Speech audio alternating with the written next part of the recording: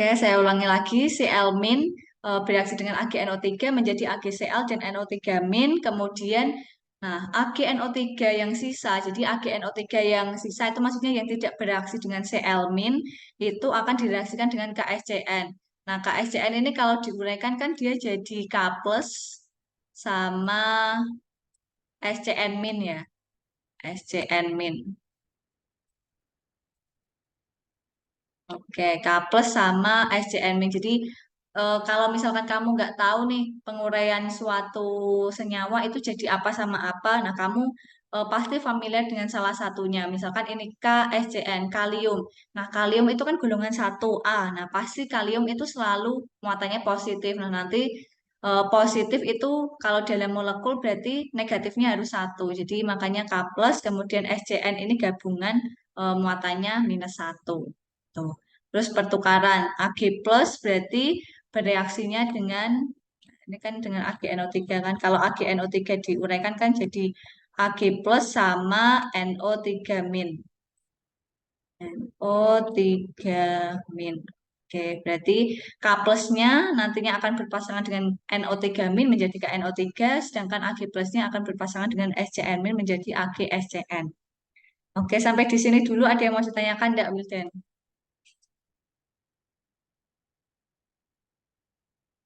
Tidak ada, tidak Ya ada. ada, oke. Selanjutnya kita menghitung mol ekuivalen AgNO3 seperti biasa ya. Kalau mol saja itu volume dikalikan dengan molaritas. Jadi kalau mol itu berarti volumenya harus dalam liter.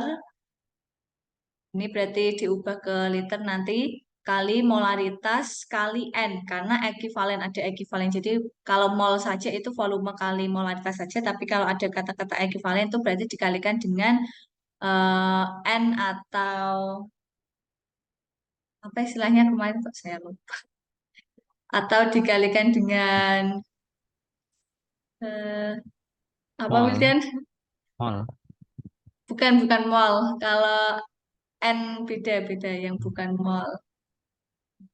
Kemarin ya Allah saya lupa plek. N valensi. Nah, ini N di sini N valensi ya. Jadi N valensi ini bisa berupa bilox atau valensi. Kayak kemarin NaOH dengan BaOH dua kali. Ini kan yang sama OH-nya BaOH dua kali. Jadi kalau N di NaOH itu satu, sedangkan N di BaOH dua kali itu sama dengan dua. Kalau berdasarkan biloxnya di sini bilox Mn di MnO4 itu 7, sedangkan bilox Mn di MnO2 itu plus 4. Ya kan plus 4 ini ya plus 7 kemudian ini plus 4 benar ya kemarin tuh, KMNO4 plus 7 plus 1 min 8 oke jadi perubahannya 7 menjadi 4 berarti perubahannya adalah 3 berarti N dalam reaksi yang terlibat KMNO4 menjadi MNO2 adalah plus 3 oke valensi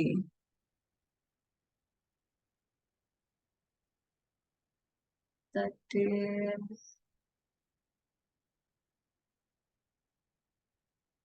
oke kembali lagi ke sini. Mol ekuivalen AgNO3 sama dengan volume dalam liter kalikan molaritas kali N. Kemudian yang KSCN juga sama. Rumusnya volume dalam liter dikalikan M kali N. Nah, karena di sini kan kation anionnya itu yang terlibat hanya ini kan plus satu N1 dan tidak ada atom yang sama. Nah, ini kan elektron valensinya atau biloxnya sama semua ya, baik K, N, kemudian Ag kan tidak mengalami perubahan bilox ya karena biloxnya tetap sehingga di sini N-nya adalah satu baik untuk KSCN maupun AgNO3 nanti kalau menghitung. Nah, kemudian setelah kita mencari langkah satu 2 ini, kemudian kita cari delta mol ekuivalennya, yaitu mol AgNO3 dikurangi mol KSCN.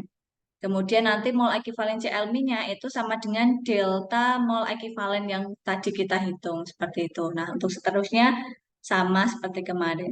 Oke, kita coba hitung ya. Untuk yang pertama dulu, berarti Mol ekivalen AgNO3 sama dengan berapa kali berapa, Hujan?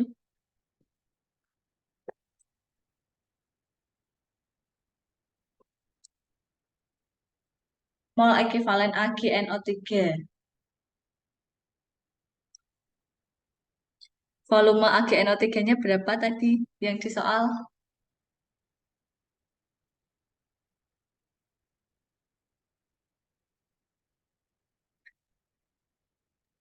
50 mili. Nah, itu dijadikan liter ya, karena mol. Tapi kalau milimol, eh, ini nggak perlu dijadikan liter. Jadi sebenarnya sama aja mau pakai mol atau milimol.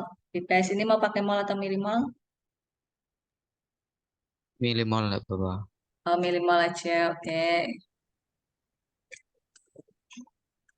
Berarti 50 dikali molaritas dari AgNO3 itu 0,1214. Kemudian dikalikan dengan valensinya, valensi AgNO3 itu sama dengan 1. Oke, ini sama dengan 50 kali 0,1214. 6,07. Oke, 6,07 milimol. Nah, selanjutnya yang berikutnya milimol ekivalen KSCN sama dengan 11,7 oke, mili. 11,7 kali 0,1019 kali 1 ya. Oke, sama dengan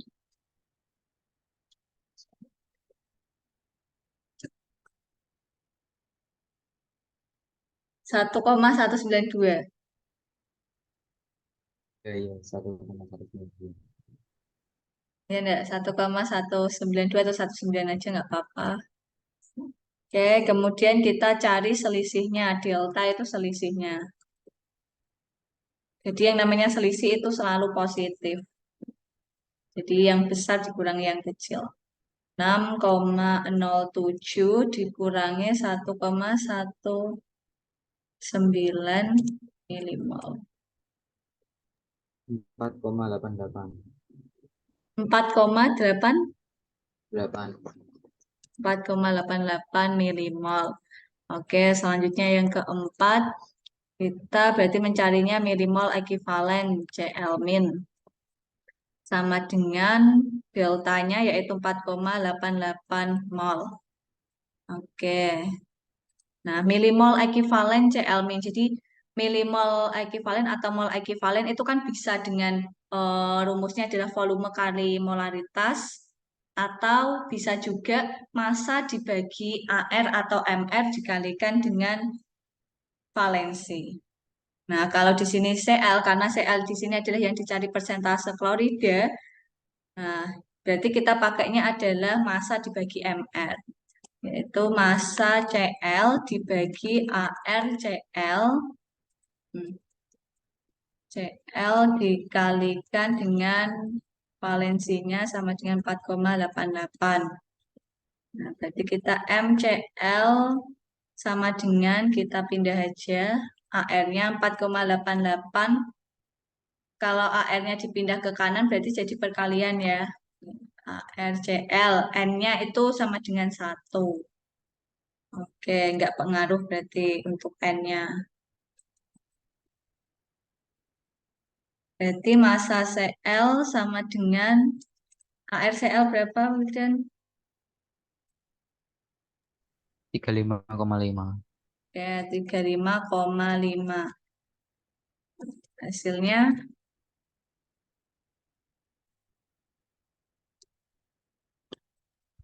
173,24 173,24. Nah, satuannya ini apa? Massa satuannya? gram. Oke, nah jangan sampai ini ya terkecoh karena kita tadi ngitungnya pakai milimol, berarti satuannya adalah mili juga, miligram gitu.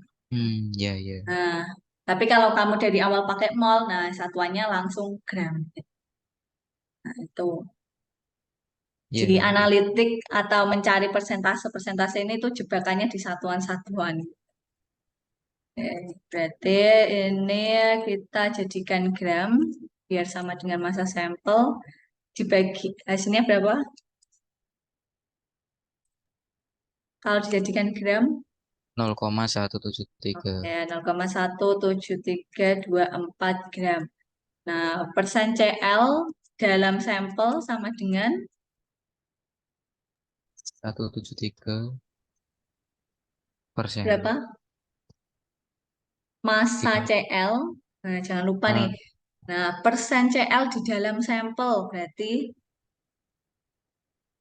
massa Cl-nya. Nah, per massa total sampel. Nah, massa sampel yang diketahui dikalikan 100%. Nah, jangan lupa ini Wildan. Jadi kalau mau mencari persentase apapun itu massa yang dicari dibandingkan dengan massa di mana dia mau ini dihitungnya. Kalau massa sampel ya berarti dalam sampel ya berarti kamu pakainya massa sampel per massa sampel. Tapi kalau misalkan persen Cl dalam NaCl berarti yang bawahnya itu adalah massa NaCl kayak gitu. Massa sampelnya berarti massa Cl-nya sorry berarti 0,17734 dibagi massa sampelnya 0,8165 kali 100%.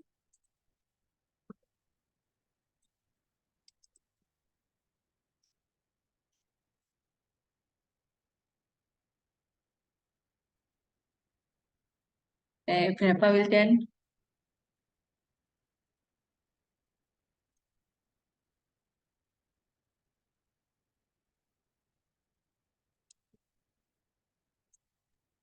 21,1%.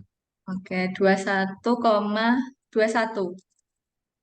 18, 21,18. Oke. Ya, seperti itu ya. Dari sini ada yang mau tanyakan dulu enggak? Tidak ada, tidak ada. Oke.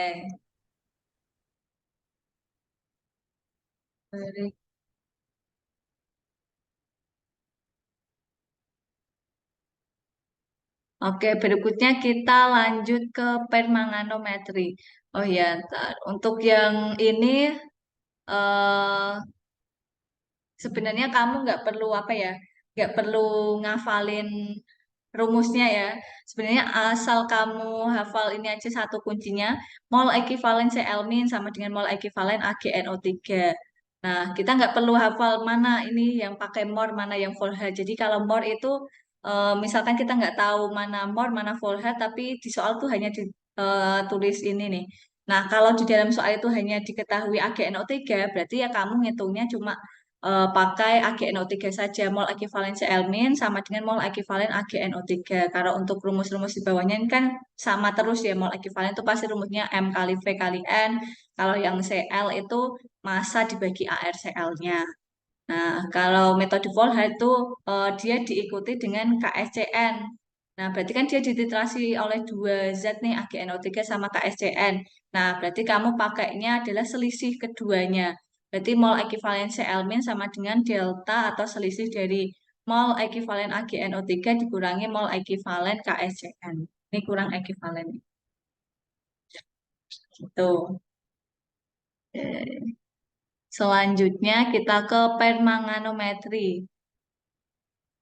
Nah, kalau untuk metode permanganometri ini untuk menentukan ini konsentrasi mangan ya, konsentrasi atau konsentrasi logam Mn atau biasanya yang dicari itu adalah volume, kalau enggak ya konsentrasi dari KMNO4.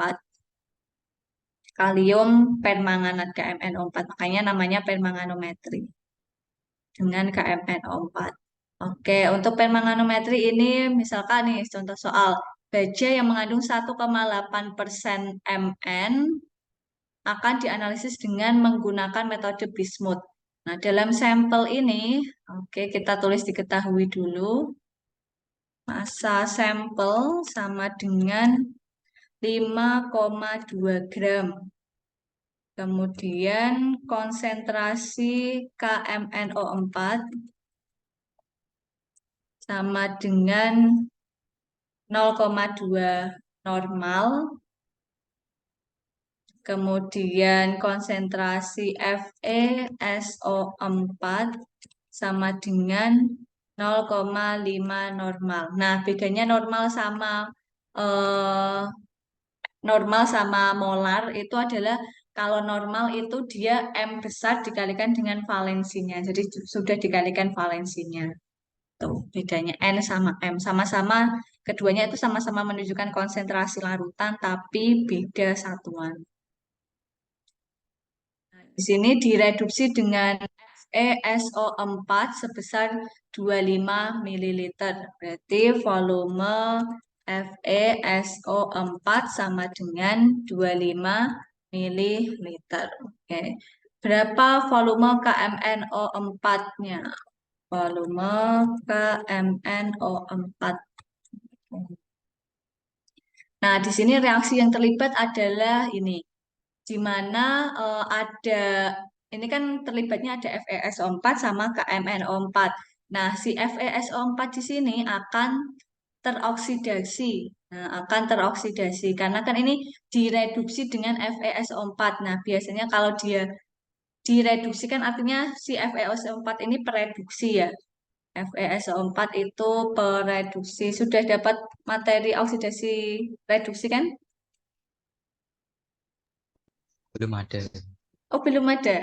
Oke, ini kalau istilahnya jadi FeSO4 ini pereduksi, artinya kalau pereduksi itu dia mengalaminya adalah oksidasi, mengalami oksidasi. Nah, oksidasi itu kenaikan bilangan oksidasi ya. Nah, kenaikan bilangan oksidasi. Nah, kalau kita uraikan si FeSO4 sorry. FeSO4 kalau diuraikan kira-kira jadi apa kation anionnya? Fe min Fe- sama SO4 muatannya berapa biasanya? Muatan SO4 2 min ya. FeSO4 2 min. Sorry, kasih tanda.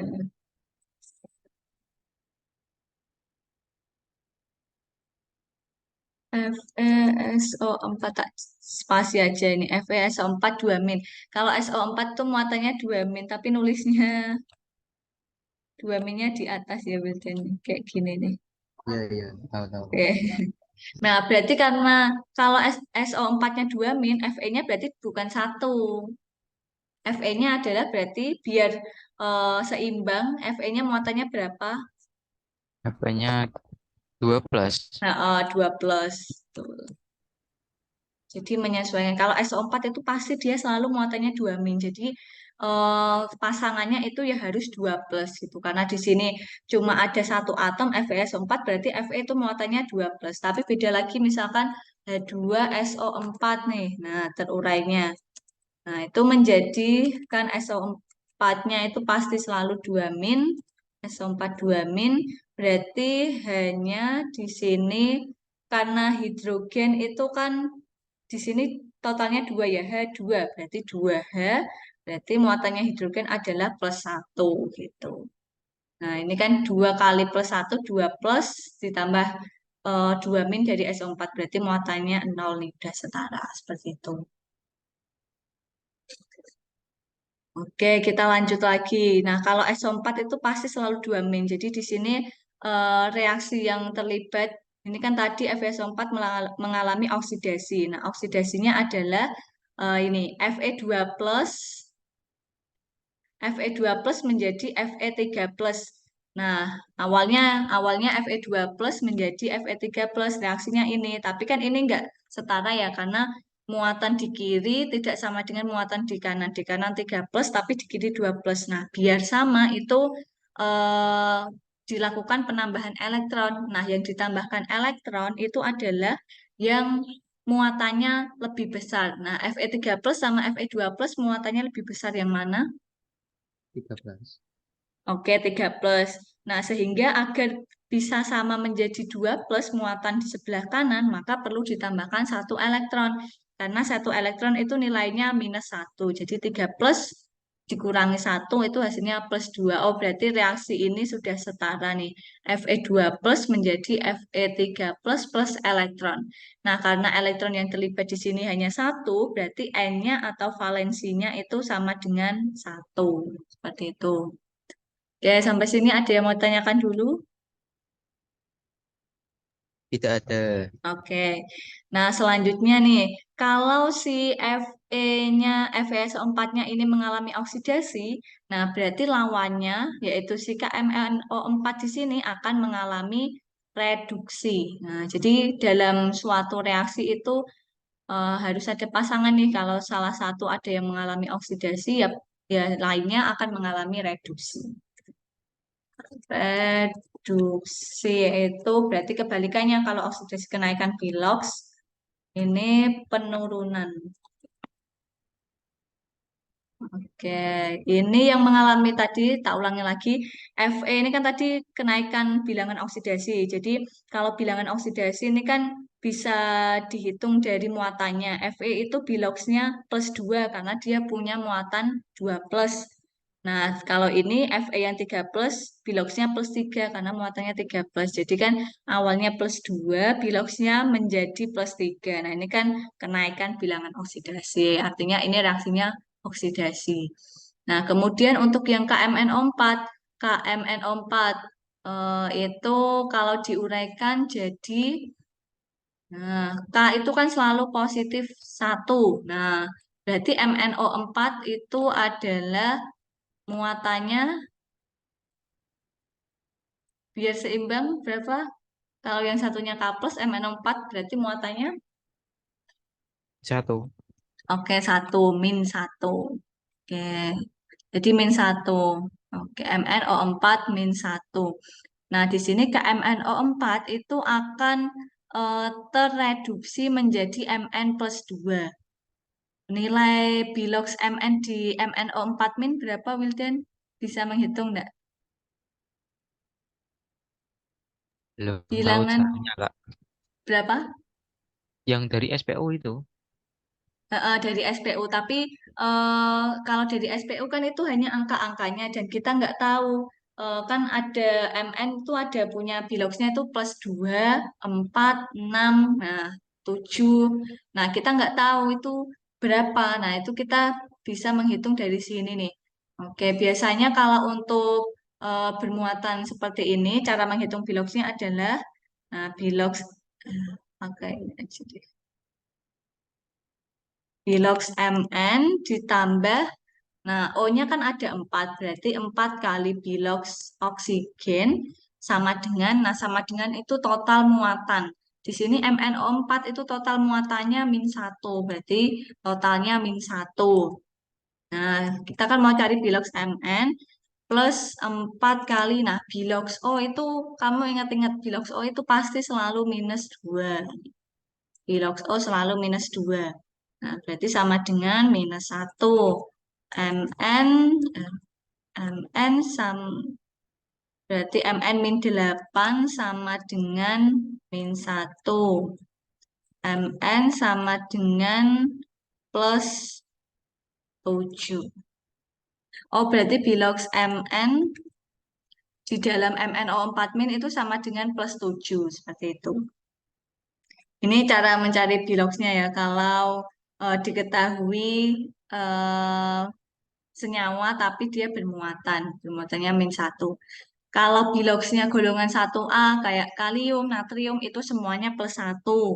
Biloksnya golongan 2A, bebek mangan cacing, SR itu biloksnya +2. Tapi kalau yang logam transisi contohnya Mn atau Cr Yang plus atau satu atau plus dua berarti maksudnya dari apa itu?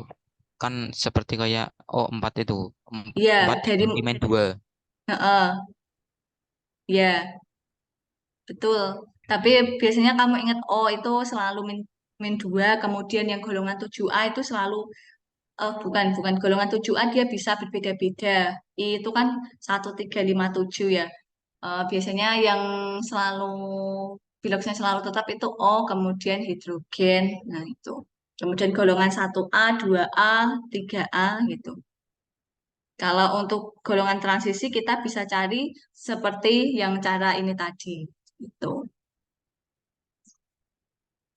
Nah, oke, lanjut nih. Kita Mn, nah tadi kan reaksinya MnO4 min. Nah, oh, dia tereduksi menjadi Mn2 plus.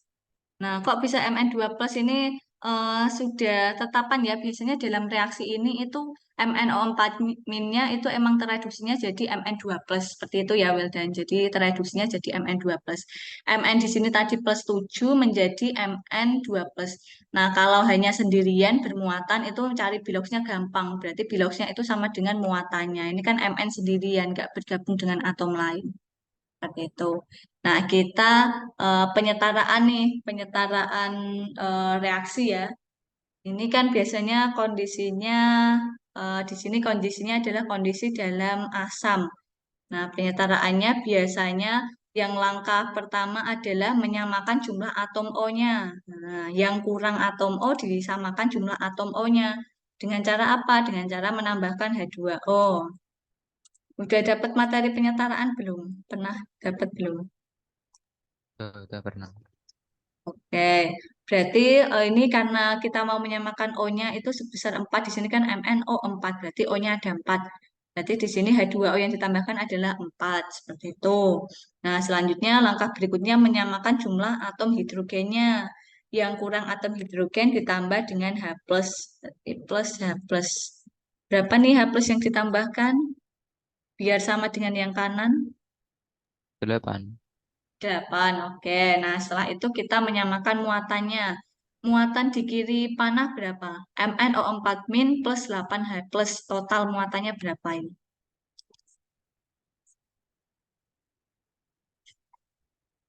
MnO4 muatannya berapa? -1 Oke, min 1. Kemudian 8H plus muatannya berapa? +1. Oh, kalau ada koefisien di depan berarti 8 dikalikan plus 1. Nah, jangan lupa Wildan +8. plus 8. Nah, jadi jangan hanya muatannya saja yang kamu hitung, tapi kalau ada koefisien itu berarti ikut dihitung juga. Oh, berarti 8H plus ada 8 hidrogen. Berarti 8 kali 1 plus 8. Berarti total muatannya min 1 plus 8 sama dengan +7. oke, plus 7. Nah, selanjutnya ini Mn2 plus plus 4H2O. Total muatannya berapa yang di kanan panah?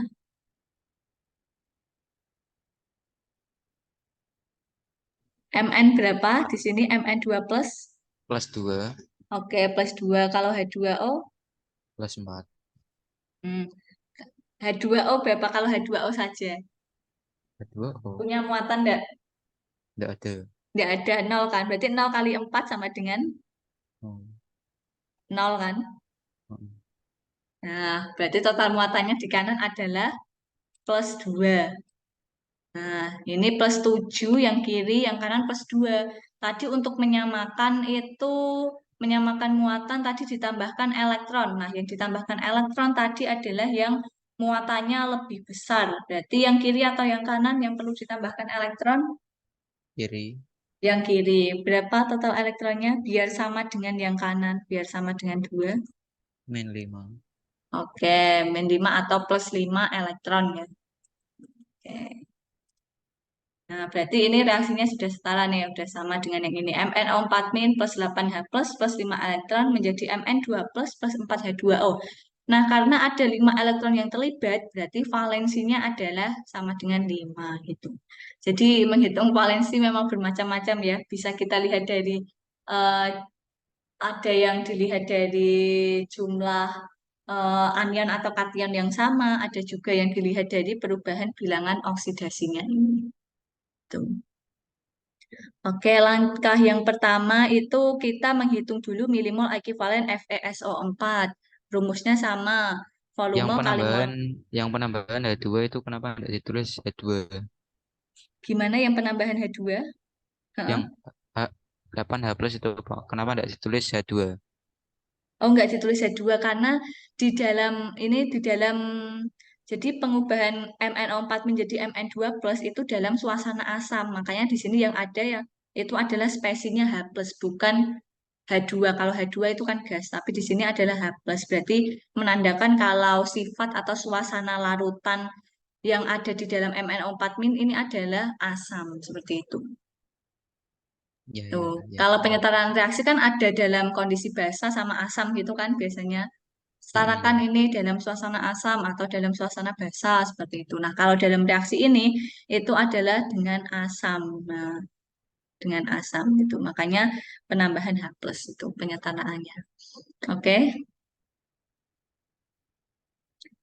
Selanjutnya tadi setelah menghitung mol ekivalen FeSO4, kalau untuk FeSO4 valensinya adalah tadi satu ya, karena yang terlibat adalah N sama dengan satu. Sedangkan kalau yang KMNO4 itu valensinya yang terlibat adalah 5.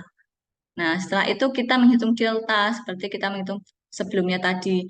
Delta itu berarti selisih antara milimol ekivalen KMNO4 dengan FeSO4. Jadi bebas ini, mau yang FeSO4 atau KMNO4 yang di depan. Pokoknya delta itu asalkan kamu dapat hasilnya itu positif gitu. Nah, kemudian kita bisa mencari persen Mn-nya. Tuh. Oke, kita coba hitung.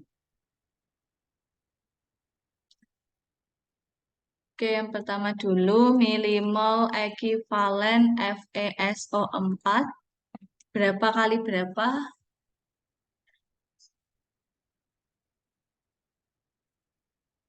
Ini tadi diketahuinya nih. Milimol ekivalen FeSO4 sama dengan 25 mili. volume kali molaritas kali. Oh ya, ini misalkan ini kan molaritas kali valensi kan.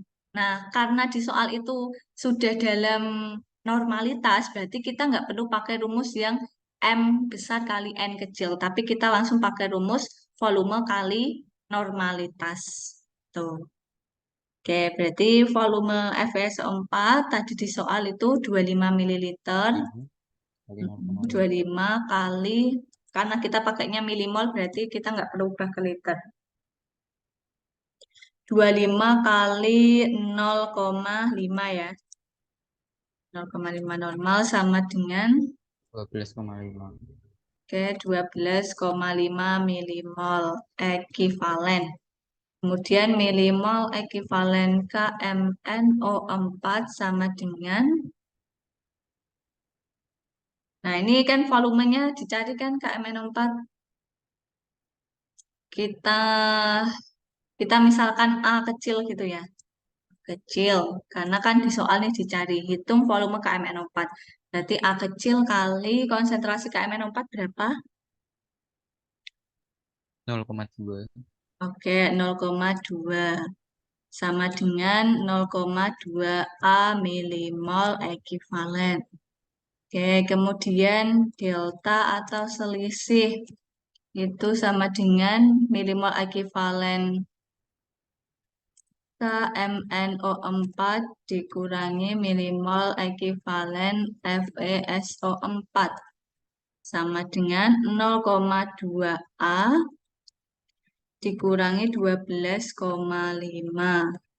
Nah, selanjutnya ini langsung ya.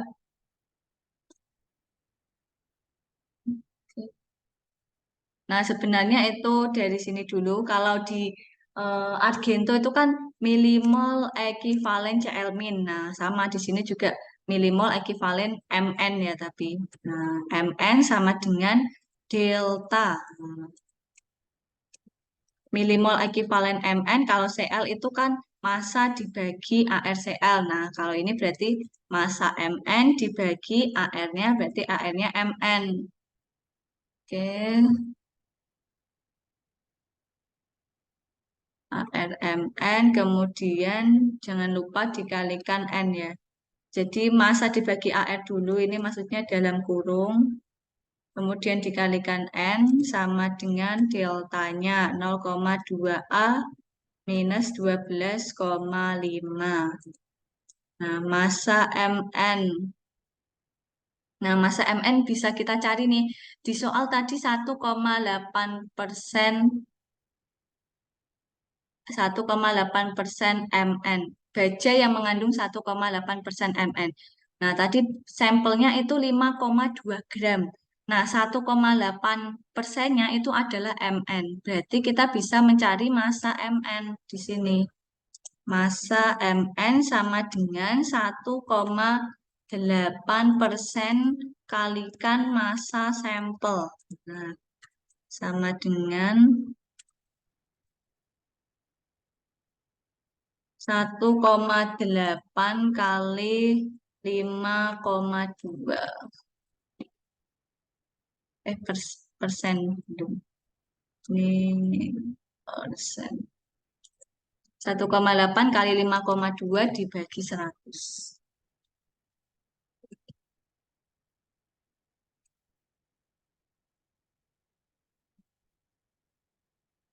Oke, ketemu berapa? nol nol sembilan tiga. 0,0936. Oke, berarti kita bisa masukkan ke dalam sini nih. Oke, masanya 0,0936 dibagi ARMN berapa, Wildan? ARMN. Bawa SPU nggak? Bentar. Berapa?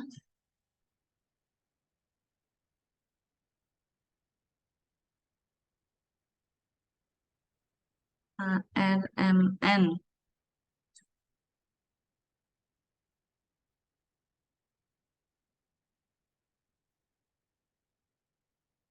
SPU vertikal.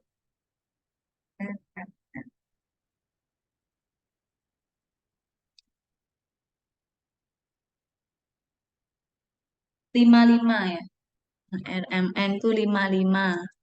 Nah, dikalikan valensinya dari Mn, tadi yang terlibat di dalam reaksi Mn berapa?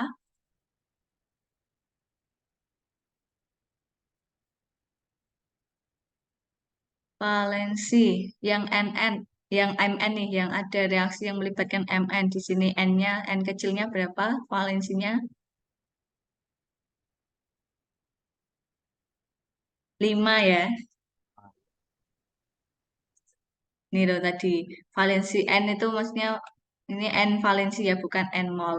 Nah, ini valensi. Tadi reaksi yang melibatkan perubahan Mn itu adalah 5. Berarti di sini valensinya kita kalikan 5. Sama dengan 0,2A minus 12,5. Oke, kita hitung 0,936 dulu dibagi 55. Setelah itu hasilnya dikalikan 5.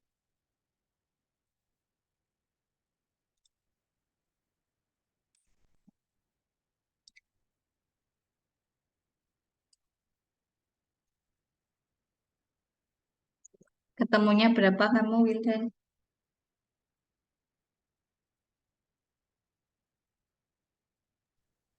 0,0085. Oke, 0,0085 sama dengan 2 eh 0,2A dikurangi 12,5. Tata. Karena ini kita masanya tadi pakai gram, nah, dan volumenya tadi pakainya mililiter, berarti kita harus pilih salah satu. Kita mau ngubah eh, masanya, berarti kita ubah dulu ke miligram ya, karena kan kita volumenya tadi ngitungnya pakai mililiter. Berarti 93,6. Ih, kok banyak banget ya? Oh, 93,6 miligram. Ya kan? 0,0936 gram itu sama dengan 93,6 miligram. Berarti ini 93,6.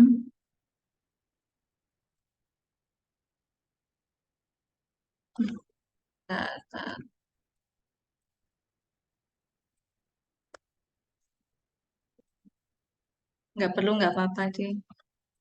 Karena ini sudah, coba kita hitung dulu. 0,0085 di plus 12,5 pindah ruas sama dengan 0,2 A.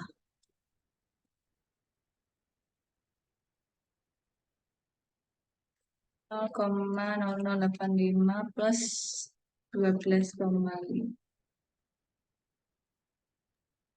12,585. 5085 ya, sama dengan 0,2 A. A sama dengan dibagi 0,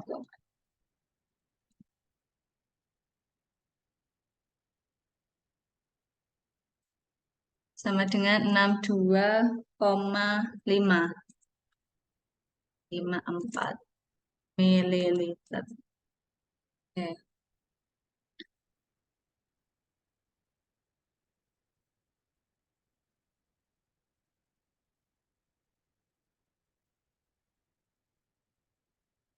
Oke, berarti yang ini kamu boleh pakai mililiter, boleh diubah ke liter, nanti sama aja hasilnya. Oke, untuk yang ini ada yang mau ditanyakan dulu enggak? Tidak ada, Kak. Oke, Fermanganometri. Oh, sama. Ini sama tapi metodenya beda. Kalau ini metode bismut, kalau ini metode klorat. Nah, bedanya di mana? Bedanya kamu lihat di reaksi ini ya. MN-nya nih yang terlihat. Tak copy.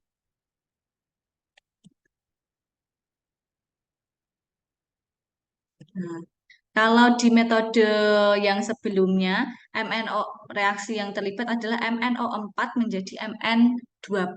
Tapi kalau di metode klorat ini, reaksi yang terlibat untuk Mn-nya adalah MnO2 menjadi Mn2+. Jadi bedanya di situ ya.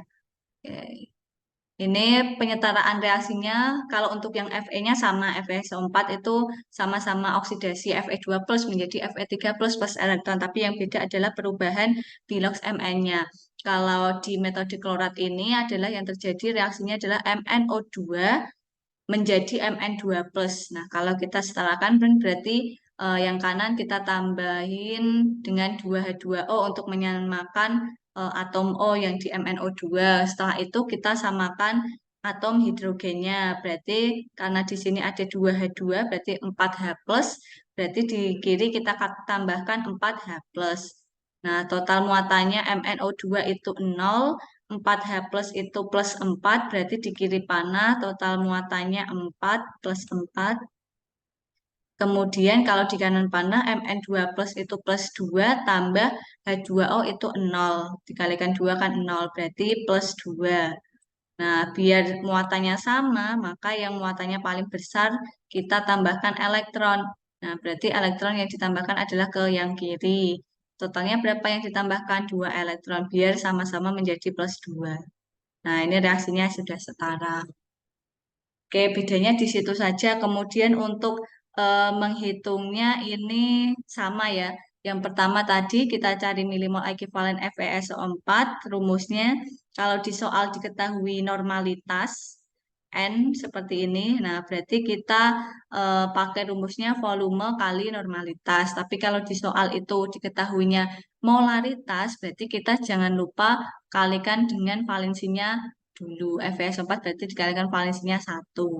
Kemudian ke MnO4 valensinya itu sama dengan 2. Nanti pas menghitung persen Mn, pas menghitung total Mn, tadi kan Mn kita pakai N-nya itu dikalikan 5. Nah, nanti ketika kita menghitung milimol ekivalen Mn, N-nya adalah sama dengan 2. Karena di sini N atau valensi yang terlibat dalam reaksi perubahan bilox Mn adalah sama dengan 2. Seperti itu. Oke, kita coba hitung milimol ekivalen FeSO4 sama dengan berapa kali berapa? Coba di soal latihan menganalisis FeSO4. Molarit volumenya berapa? Normalitasnya berapa?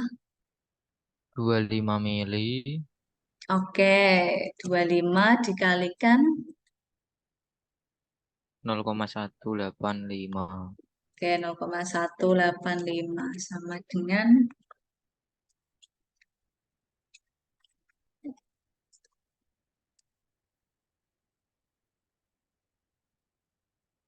4,625.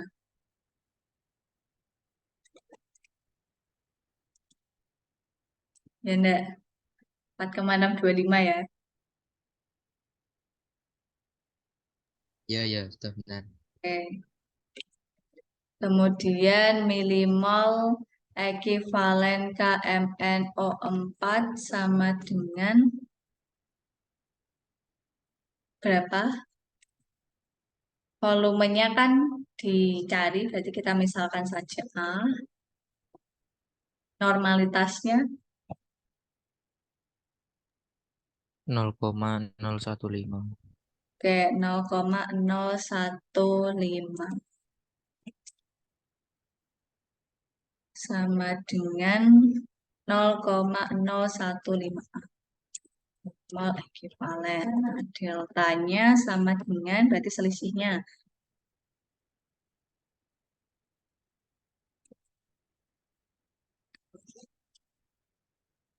selisihnya 0,015A dikurangi 4,625.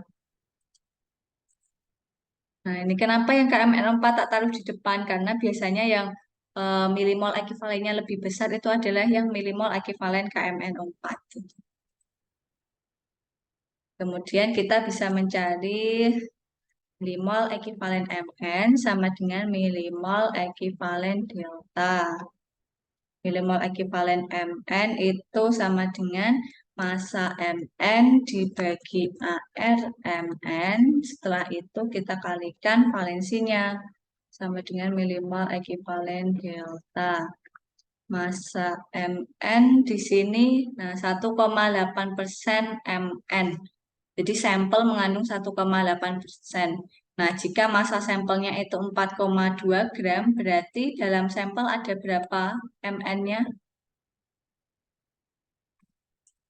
Massa Mn sama dengan 1,8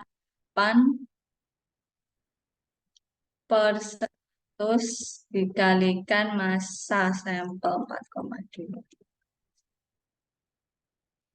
1,8 4,2 dibagi 100. 0,0756 gram. Oke, kita masukkan masanya 0,0756 dibagi ARMN itu tadi 55 dikalikan. Nah, valensinya di sini. Nah, kalau untuk metode klorat valensinya adalah 2. Sama dengan milimol ekivalen delta 0,015A dikurangi 4,625. Oke, berapa nih? 0,0756 dibagi 55, kemudian dikalikan 2.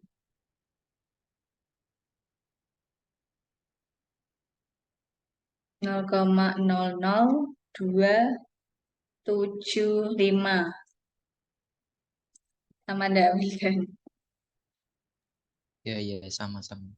Oke, 15A min 4,625. Berarti 4,625 tambah 0,275. Kita pindah ruas ke kiri, berarti 4,62775 sama dengan 0,015. A sama dengan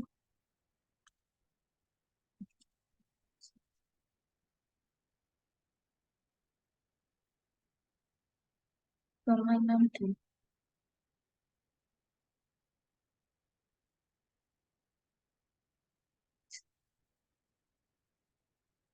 308,5. 308,51.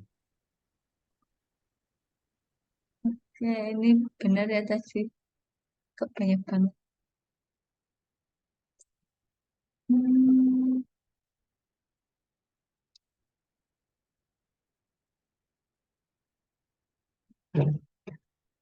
4,62775 per 0,015.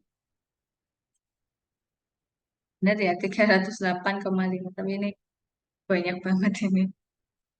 Oke, nggak apa-apa. Yang penting perhitungannya seperti itu ya. Soal ini. Sampai sini ada yang mau ditanyakan?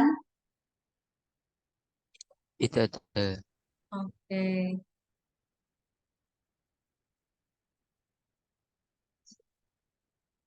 Ini berapa persentase besi yang terkandung di dalam sampel biji besi dengan berat 0,8 gram. Kalau ini dia tidak pakai dua metode tadi, jadi seperti ini ya. Besi, nah kita tulis dulu massa sampel besi. Nah ini biji besi dengan berat 0,8 gram, berarti 0,8 gram sampel biji besinya.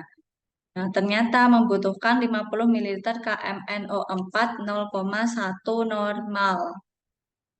Oke, konsentrasi KMNO4 sama dengan 0,1 normal.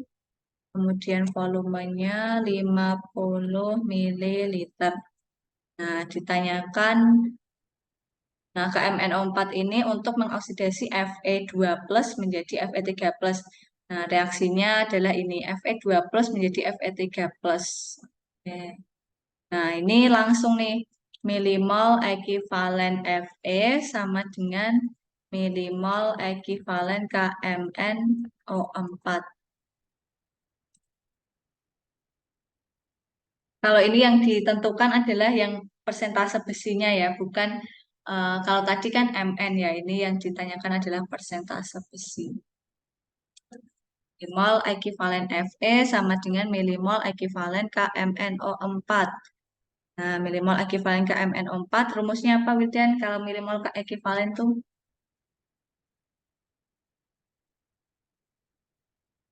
milimol ekivalen KMNO4 kalau dia diketahui volume sama konsentrasi. Milimol ekivalen.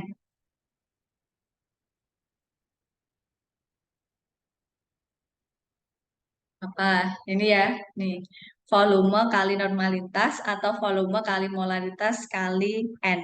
Nah, kalau larutan itu pasti kamu mencari milimol itu selalu dengan rumus itu. Nah, volume kali normalitas karena di sini di soal diketahuinya dalam normalitas. Tapi kalau molaritas ya tinggal volume kali molaritas M besar dikalikan dengan N kecil itu valensi. Seperti itu. Oke, volumenya di sini volume KMNO4 tadi diketahui 50. Nggak perlu kita ubah ke liter ya karena kita pakainya satuan milimol kali normalitasnya 0,1. Oke, berarti 5 milimol ekivalen.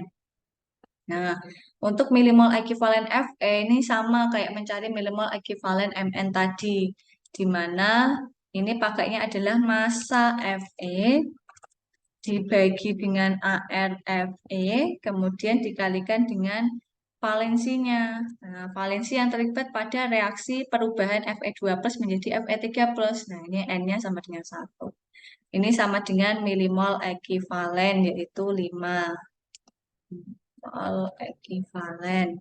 Nah, masa Fe ini dicari, ArFe itu 56 ya. 56 kali valensinya itu 1 sama dengan 5. Nah, berarti masa Fe sama dengan 5. Kalau per 56 kita pindah ke kanan menjadi dikalikan 56. Nah, ini sama dengan, nah, masanya di sini dalam miligram karena kita tadi menghitungnya dalam milimol.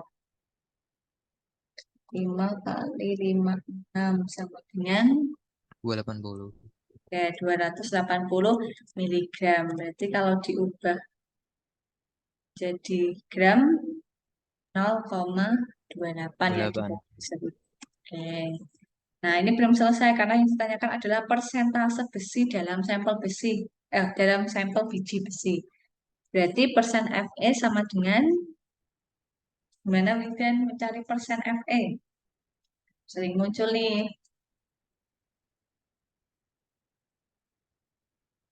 persen Fe. Persen yang dicari sama dengan massa yang dicari dibagi massa total dikalikan 100%. Massa yang dicari berarti massanya siapa?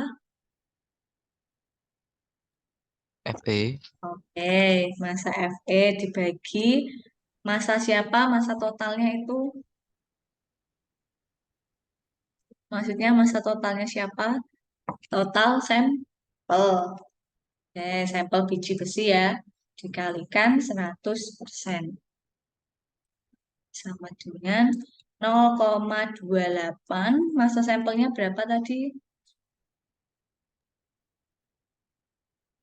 0,8. 0,8 kali 100%.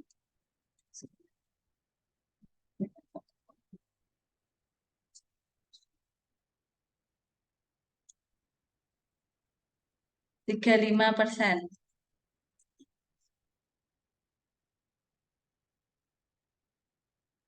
Oke.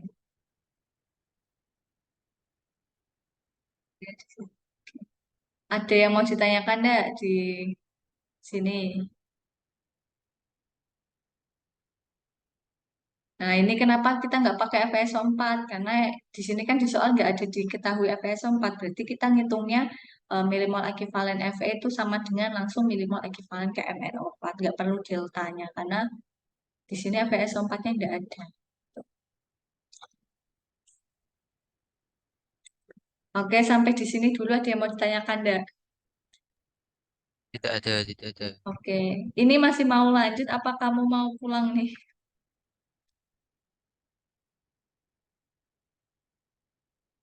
Lanjut masih kuat apa enggak?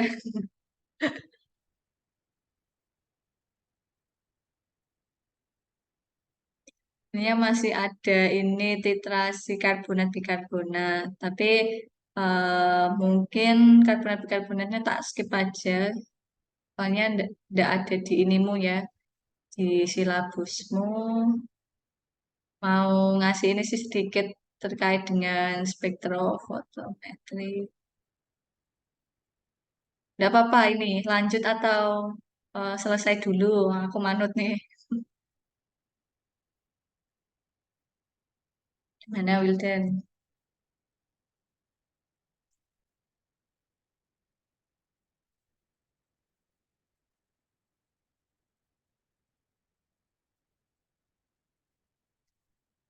Mau lanjut lagi atau sudah sampai di sini? Lanjut nggak apa-apa? Tambah sedikit yang soal yang di silabus yang materi itu aja, Kak. Oke. Selanjutnya ini kalau dasar-dasar ya. Jadi kan ada perhitungan dasar ya kalau analitik nih. Ini yang ini udah yang kita terapkan selalu nih. Mol itu massa dibagi mR. Mol ini beda dengan valensi ya. Jadi memang simbolnya sama tapi konsepnya beda. Kemudian molaritas M besar itu mol dibagi volume, kemudian normalitas itu mol ekivalen per volume atau mol dibagi volume dikalikan valensi. Itu kalau normalitas. Terus ada persen berat biasanya. Persen berat ya kayak tadi menghitung persen Fe. Nah, itu sama dengan ini gram zat terlarut ini hanya contoh saja. Jadi massa yang ingin diketahui persennya dibagi dengan massa total dikalikan 100%. Intinya kalau persen-persen itu seperti itu. Kalau persen volume berarti ya ini satuannya dalam volume. Volume yang dicari dibandingkan dengan volume total dikalikan 100%. Itu. Nah, kemudian di kamu ada materi tentang spektrofotometer ya. Nah, spektrofotometer itu salah satu analisis untuk mengetahui atau mengidentifikasi suatu molekul. Nah, misalkan nih di dalam larutan itu ada molekul yang dia itu molekul maksudnya jenisnya itu apa, punya gugus fungsi apa, apakah punya gugus fungsi OH atau CH atau C rangkap C. Nah, itu adalah salah satu metode untuk menentukannya adalah menggunakan alat spektrofotometer. Jadi biasanya kan yang ada meter-meternya itu kan alat. Nah, spektrofotometer ini adalah nama alat. Nah, dia itu terdiri dari dua jenis ini ya. Jadi spektrofotometer itu gabungan dari spektrometer dan juga fotometer. Nah, kalau digabung dia jadi spektrofotometer. Nah, spektrometer itu adalah alat yang berfungsi untuk menghasilkan sinyal dari spektrum dengan panjang gelombang tertentu. Nah, di spektrometer adalah alat untuk menghasilkan sinar. Nah, di sini ada alat. Nah, alatnya itu dilengkapi dengan penghasil sinar. Nah, penghasil sinar itu salah satunya ya dengan lampu. Nah, tapi lampunya beda dengan lampu-lampu yang dipakai untuk penerangan ya.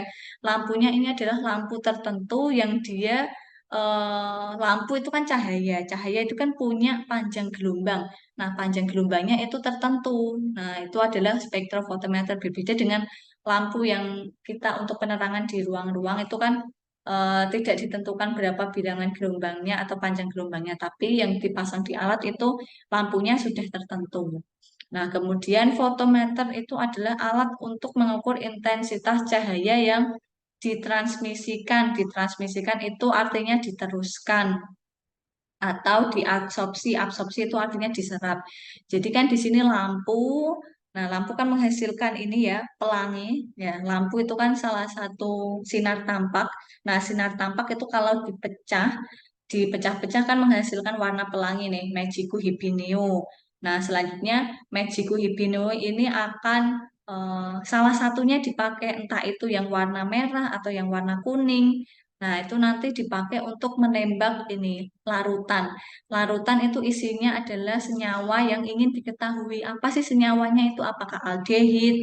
Apakah aromatik? Itu kita ingin tahu. Nah, itu nanti salah satu dari warna cahaya tampak di sini akan ditembakkan ke dalam sampel. Nah, ini ditempatkan di kuvet ya, biasanya kuvet atau ini kalau di sini digambarkan seperti tabung reaksi ya. Nah, kemudian nanti ada detektor. Nah, detektor kan yang namanya detektor alat untuk mendeteksi. Nah, di sini alat untuk mendeteksi berapa sih panjang gelombang yang diteruskan atau berapa panjang gelombang yang diserap oleh ini larutan seperti itu. Jadi alatnya seperti itu dari lampu, kemudian lampu pecah menjadi Magicu hibineo. Nanti salah satu warnanya akan diserap atau ditembakkan ke dalam larutan. Nah, nanti berapa intensitas atau berapa banyaknya cahaya yang diteruskan atau diserap oleh larutan akan dideteksi oleh yang namanya detektor seperti itu. Nah, nanti hasilnya itu berapa intensitasnya akan diketahui ini. Readout itu berarti hasilnya nanti kita bisa tahu nih, oh berapa yang diserap, berapa yang ditransmisikan, seperti itu. Nah, jadi di dalam alat spektrofotometer ini bagiannya ada sumber cahaya yang tadi lampu punya panjang gelombang tertentu. Kemudian monokromator, monokromator mono itu kan artinya satu, kromator itu pemecah. Jadi monokromator itu memecah banyaknya ini cahaya Magicu Hibinu menjadi satu jenis saja, entah itu merah saja yang diambil atau biru saja yang diambil atau ungu saja. Kemudian detektor tadi untuk mendeteksi eh, berapa intensitas atau panjang gelombang cahaya yang diserap atau dilewati oleh sampel. Nah, kalau amplifier ini untuk meningkatkan sinyal, untuk ini biasanya untuk mengubah dari eh, sinyal dari cahaya kan kita nggak tahu ya bentuknya seperti apa itu diubah menjadi angka-angka seperti analog menjadi digital. Nah, kemudian spektrofotometer ini banyak jenisnya. Nah, di beberapa itu ada 4 di sini. Yang pertama adalah spektrofotometer visible, ada spektrofotometer UV, ultraviolet, spektrofotometer gabungan ultraviolet dan visible. Dan yang terakhir ada spektrofotometer infrared. Jadi jenis-jenisnya ini itu bergantung pada panjang gelombang yang dipakai. Kan panjang gelombang ada banyak kan jenisnya nih. Ada sinar gamma, sinar X, ultraviolet, tampak, kemudian inframerah atau infrared, mikrogelombang, dan radio. Nah, kalau visible berarti dia memakai panjang gelombang di sekitar visible, seperti itu panjang gelombang visible di sekitar visible itu berarti tampak ya, visible itu sinar tampak, berarti ini panjang gelombangnya sekitar 0,5 kali 10 pangkat min 6 meter. Kemudian kalau ultraviolet berarti dia pakainya itu rentang di ultraviolet yaitu sekitar ini 10 pangkat minus 8. Ini kalau dia infrared berarti dia pakainya yang inframerah sekitar 10 pangkat min 5. Kalau UV vis berarti gabungan dari UV sampai tampak atau visible. Seperti itu. Nah, kemudian kalau untuk infrared di sini bentar, bentar. Kalau hasilnya UV vis itu seperti apa? Nah, hasilnya UV vis itu biasanya seperti ini. Ada beberapa larutan ya, kalau di soal itu ada beberapa larutan standar. Standarnya itu bisa sampai berapapun bebas, 1, 2, 3, 4, 5, 6 atau 1, 2, 3 saja. Kemudian itu larutan standar itu larutan yang sudah diketahui konsentrasinya. Misalkan di sini konsentrasi CO itu berarti larutan standar yang dia mengandung CO. Satuannya di sini miligram per liter, ada yang satuannya miligram per liter itu sama dengan ppm ya kalau kamu nih pernah belajar nih ppm part per million ppm itu sama dengan miligram per liter. Jadi misalkan nih larutan standar itu yang pasti dia mengandung 0,5 miligram per liter. Ini bergantung si pembuatnya. Jadi nggak semuanya larutan standar satu itu konsentrasinya selalu ini, tapi bisa diubah-ubah bergantung si pembuatnya. Kemudian yang standar 2 itu sekian dan seterusnya. Kemudian hasil dari spektrofotometer tadi ya yang Mbak jelaskan tadi itu nanti berupa absorbensi yang terbaca. Jadi nilai absorbensinya sekian sekian nih. Nah, terus pertanyaannya adalah jika absorbensi sampelnya sekian, berapa konsentrasi Cu dalam sampelnya? Nah, biasanya seperti itu pertanyaannya. Nah, yang kamu lakukan adalah memplot ini absorbensi terhadap konsentrasi. Nah, jadi dibuat plot. Nah, absorbensinya itu sumbu Y. Nah, kemudian konsentrasinya itu sumbu X. Nah, nanti dia kalau diplot, kemudian kan dia diperoleh grafik ya, nah, atau garis seperti ini.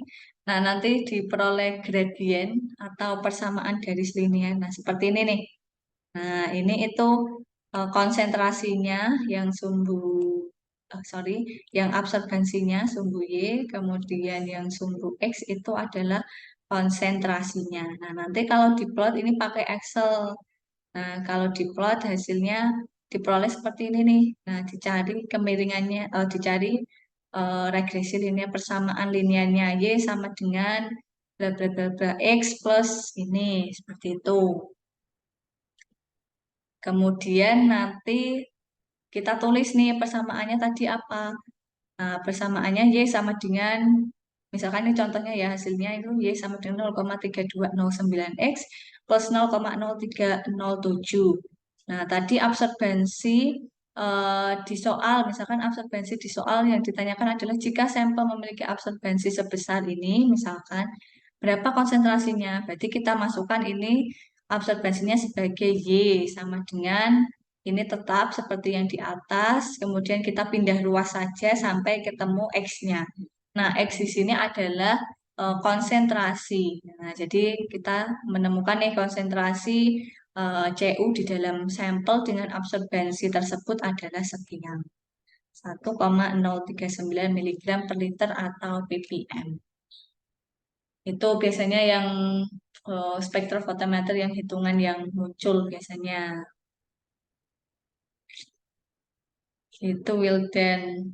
Ada yang mau ditanyakan dulu enggak sampai sini? Mungkin ini emang agak berat sih buat kamu. Yang materi ini bisa di-share di WA nanti. Karena kan belum pernah kan kalau di Oh, SMA. oh, belum tahu. Mm-mm. Nah, nanti ini kan perlu pakai Excel ya. Nah, perlu pakai Excel. Nah, biasanya itu mencari persamaan linear itu bisa pakai kalkulator saintifik. Nah, biasanya eh, coba nanti kamu besok tanya ke Bumin ya, caranya mencari persamaan linear tanpa menggunakan Excel. Ya, itu bisa pakai kalkulator. Kalau enggak ya, kamu searching aja di YouTube cara mencari persamaan linear menggunakan kalkulator. Jadi, untuk memperoleh persamaan ini loh, Y sama dengan 0,3209X plus ini itu tidak perlu membuat plot ini. Plot absorbensi terhadap konsentrasi. Tapi bisa pakai kalkulator gitu. Gitu. Intinya gitu, kamu masukin absorbensinya dari soal itu sebagai Y, nanti ketemu X-nya. X yang ketemu itu adalah konsentrasi dari apa, kalau Cu ya berarti konsentrasinya Cu, kalau Fe, kalau larutan standarnya Fe berarti ya di sini nanti ketemunya konsentrasi Fe gitu. Oke, tapi intinya spektrofotometer itu seperti tadi yang Mbak jelaskan. Oke, sampai sini dulu aja yang mau tanyakan. Ini tinggal sedikit lagi yang IR.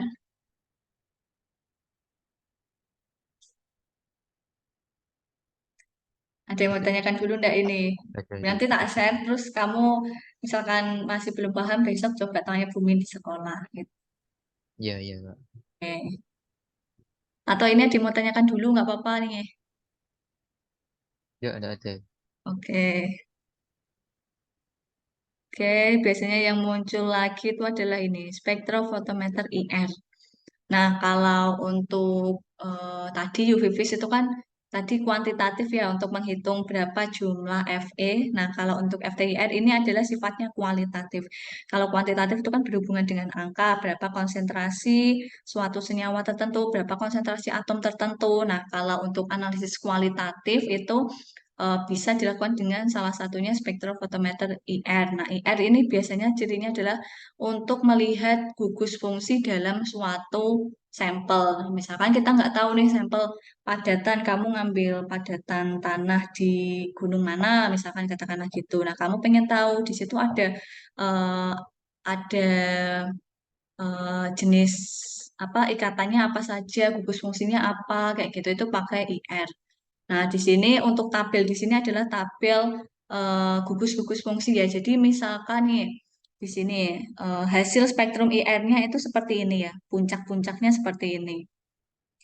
Puncaknya seperti ini. Nah, misalkan nih di sini kan ada puncak di sini. Nah, ini kamu urutkan ke sumbu X-nya di sini itu sekitar kalau ini 3.000 ya. Nah, ini sekitar 3.400.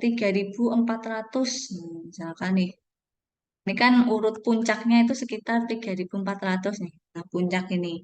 Nah, terus kamu cocokkan ke tabel. Nah, cari yang sekitaran 3.400.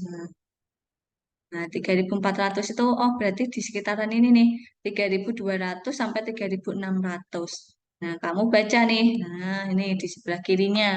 Oh, ini berarti ada ini hydrogen bonded alcohol atau OH. Nah, ini itu jenisnya, tipe senyawanya. tapi ikatannya adalah ini. Jadi OH. Oh, berarti di dalam sampel itu ada ikatan OH-nya. Kemungkinan kalau OH kan bisa alkohol, bisa aldehid juga punya OH kan. Terus asam karboksilat juga punya OH. Seperti itu gunanya spektrofotometer IR. Kemudian nih, misalkan contoh yang lainnya adalah ini. Misalkan ada puncak di sini. Nah, ini kan ada puncak juga nih. Nah, kita baca nih, kalau di sini 1.500, kemungkinan kalau di sini itu sekitar 1.700-an. Nah, kemudian kamu cocokkan ke tabel yang sekitar 1.700.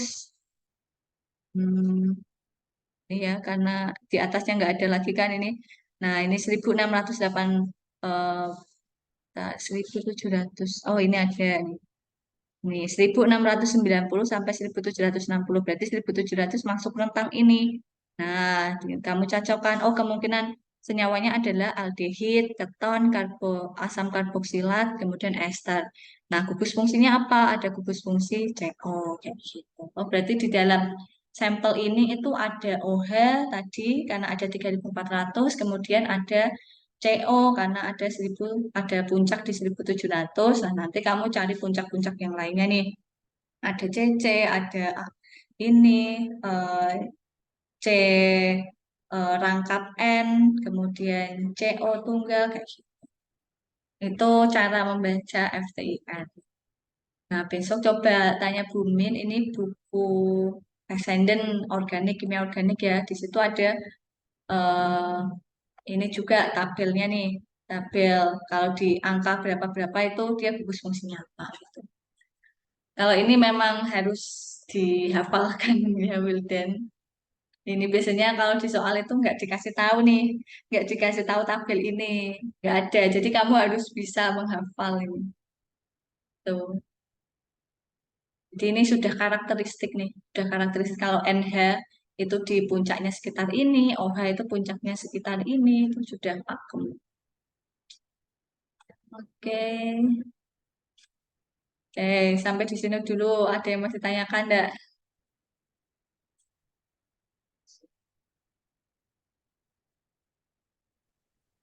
Nggak ada, Kak.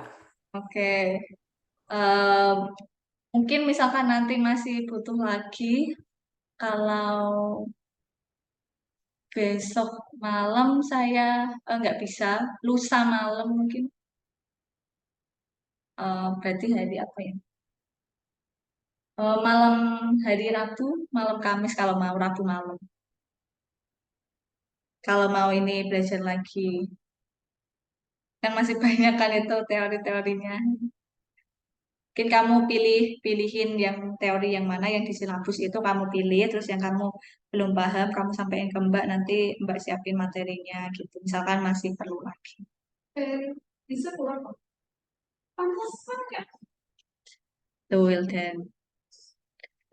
Ya ini udah malam kamu masih di luar ya. Ya, ya untuk waktunya nanti tak sesuaiin dulu aja. Iya, heeh. Nanti kabarin aja. Kalau enggak ya misal kamu nemuin soal apa, terus kamu kirim aja ke Mbak gitu. Nanti tak kasih tahu caranya gitu. Jadi nggak harus pas online, pas seperti ini pas daring, tapi bisa by chat aja atau WA. Iya, iya, Oh, Kak. oke, semangat ya. Besok yang nemenin siapa? Katanya Bumin sih Bumun VA. Oh, Kalau Bumun Bumin VA bisa mau. nanti Bumin. Gimana? Kalau Bumin bisa nanti sama Bumin. Kalau Oh enggak gitu. sama Bumin Kalau VA nggak bisa, katanya. Bu. Oke, oke. Sukses. Semangat. Amin, Kamu ini amin, kelas amin. berapa tuh? 11. Kelas 11. Kelas 2. 11. Iya. Oke. Tahun depan masih bisa ikut tuh. Masih bisa ikut. Iya. Ya kan? Jadi nggak Iya. apa-apa. Tetap optimis saja. Pasti bisa. Kan nggak tahu yang lainnya juga kan. Pastinya kurang lebih mereka juga sama tuh. Sama-sama nggak dapat materi di kuliah. Tuh, semangat. Oke, sampai Iya, di sini dulu ya. Selamat iya, iya. istirahat. Makasih loh, Kak. Ya, sama-sama. Assalamualaikum. Waalaikumsalam.